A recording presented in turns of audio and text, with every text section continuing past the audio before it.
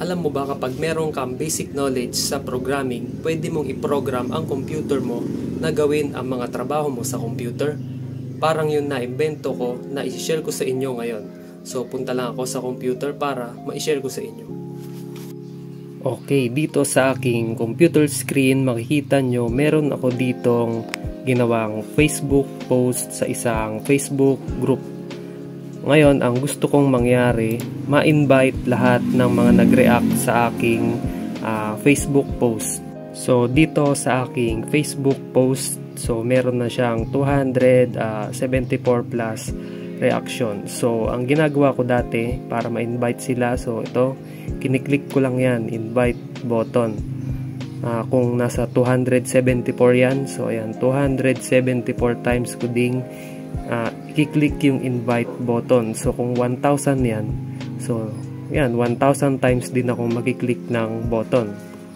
Kaya ngayon nakaimbento ko ng program na kayang i-invite lahat ng nag-likes ng aking Facebook post sa isang Facebook group. So ito yung application na yon, gawa siya sa Python programming language.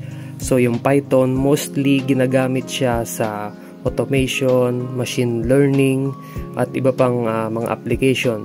So kaya ito yung ginamit kong programming language para i-create itong program na naisip ko.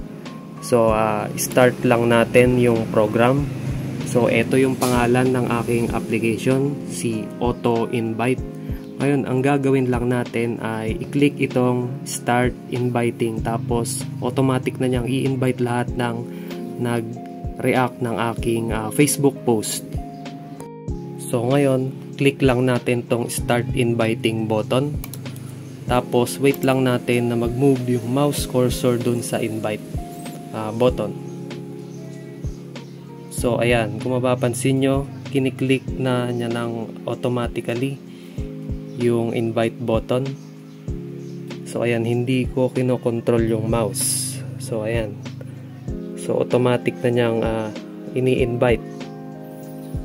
So ayan yung na-create kong program na nag-i-invite ng mga nag-react ng aking Facebook post. Ayan, so automatic na niyang kiniklik. So ayan, pwede ko nang iwan yung computer maghapon. So ang gagawin lang niya, so mag-invite ng nag-react ng aking Facebook post. At kung gusto nyong maging updated palagi sa mga ginagawa kong mga applications, program, pwede nyong i-like ang aking Facebook page, Tech Explorer Darwin.